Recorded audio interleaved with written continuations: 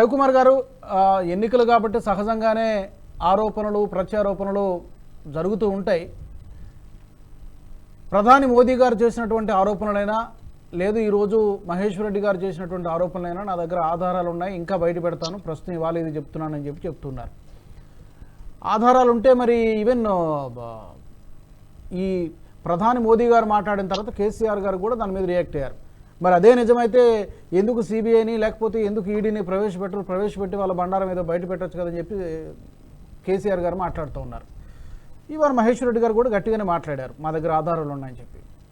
ఏమైనా మరి బయట పెడతారా, లేకపోతే ఇది కేవలం పొలిటికల్ స్టేట్మెంట్ లాగానో లేకపోతే పొలిటికల్ ఎలిగేషన్ లాగానో ఉండిపోయే అవకాశం ఉంటుంది? ప్రజలు దీన్ని ఎంతవరకు సీరియస్గా తీసుకుంటారని మీరు అనుకుంటున్నారు? రాజు గారు, ముందుగా మీకు ప్రేక్షకులకి అదేవిధంగా ఈ ప్యానెల్లో ఈ చర్చలో పాల్గొన్నటువంటి మిగతా ప్యానలిస్ట్లకు అందరికీ నమస్తే. రాజు గారు, ఇప్పుడు మనం ప్రజాస్వామ్యంలో ఉన్నాము. ప్రజాస్వామ్యంలో ఒక ఇంపార్టెంట్ ఒక సెషన్ లో ఒక ఎలక్షన్ ఎన్నికలు అనే ఒక దాంట్లో ఉన్నాము.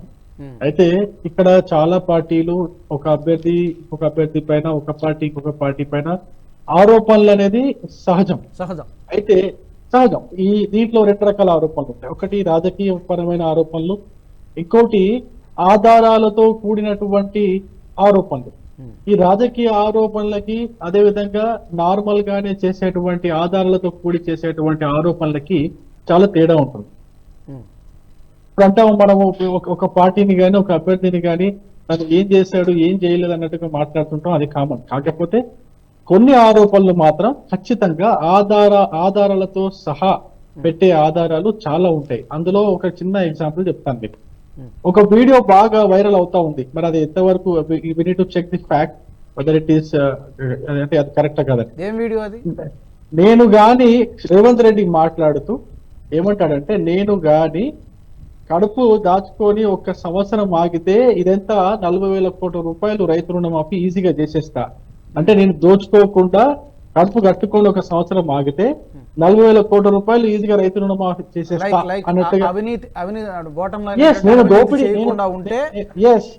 డైరెక్ట్ గా అంటాడు. ఆ వీడియోలో క్లియర్ గా ఏముందంటే, నేను గాని దోపిడీ చేయకుండా 1 సంవత్సరం కడుపు కట్టుకొని ఆగితే 40,000 కోట్ల రూపాయలు రైతు రుణమాఫీ ఈజీగా చేసి పడేస్తా. ఇది రేవంత్ రెడ్డి డైరెక్ట్ గా మాట్లాడుతున్నటువంటి వీడియో మొత్తం కంప్లీట్ గా వైరల్ అవుతోంది. కానీ మేము ఎప్పుడు కూడా దాన్ని ఎక్కడ కూడా వాడలేదు.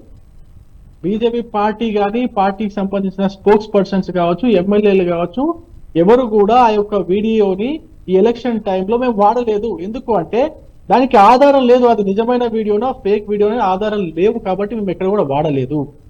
బట్ అది నిజమైన వీడియోనే అని చెప్పేసి తెలిసిన వెంటనే ఖచ్చితంగా వాడతాం. ఖచ్చితంగా దానికి సంబంధించినటువంటి వీడియోని ఇప్పుడు ఎన్నికల ప్రచారస్థంగా మేము చేసుకుంటాం.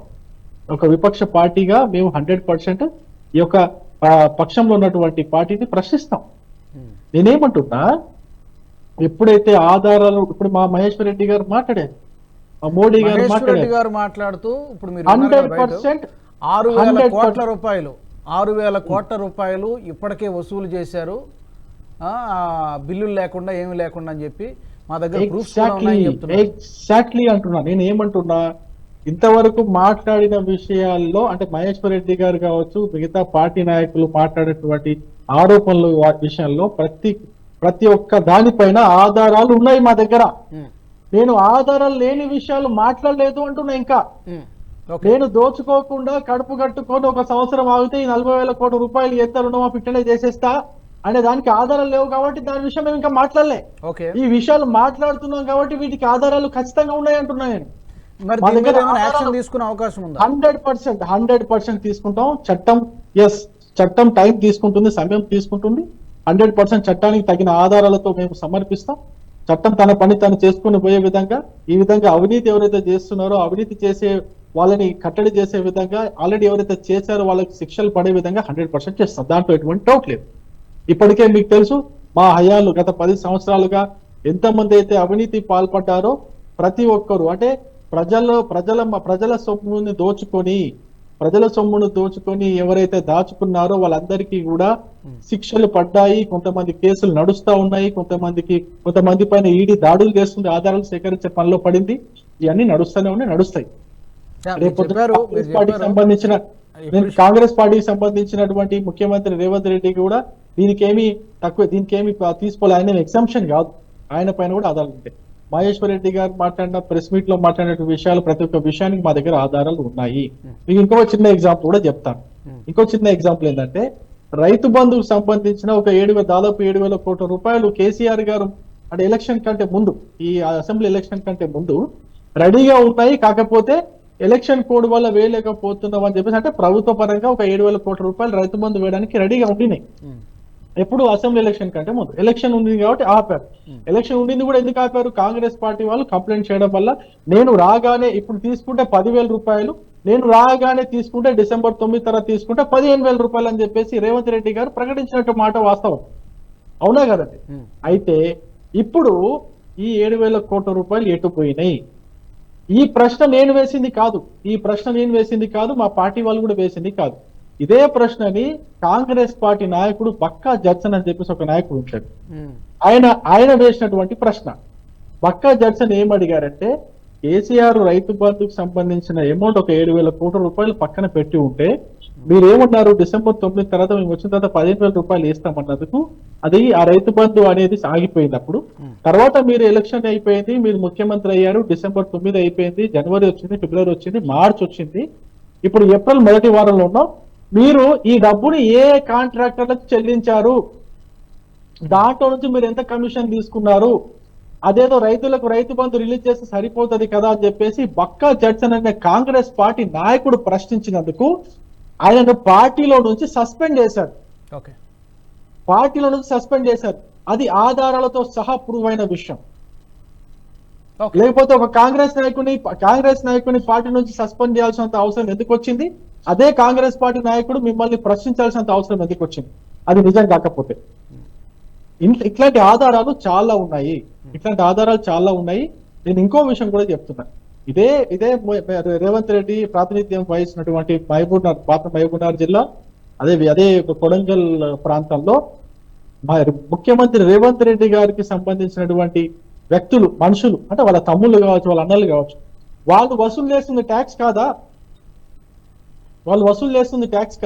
రేవంత్ రెడ్డి ట్యాక్స్ కాదా? ఇప్పుడు ట్యాక్స్ గురించి రేవంత్ రెడ్డి ట్యాక్స్, లేకపోతే రాహుల్ గాంధీ ట్యాక్స్, లేకపోతే రియల్ ఎస్టేట్ ట్యాక్స్, ఇప్పుడు పేరు లేదనే కానీ RRR అని RRR tax, what ever it is ఇక్కడ జరుగుతోంది, మా దగ్గర ప్రూఫ్స్ ఉన్నాయని చెప్తున్నప్పుడు, చట్టం తన పని తాను చేసుకుపోతుందని చెప్తున్నప్పుడు, అది సరైనటువంటి సమయంలో ప్రజల ముందు ఉంచగలిగితే దానికి అథెంటిసిటీ ఉంటుంది.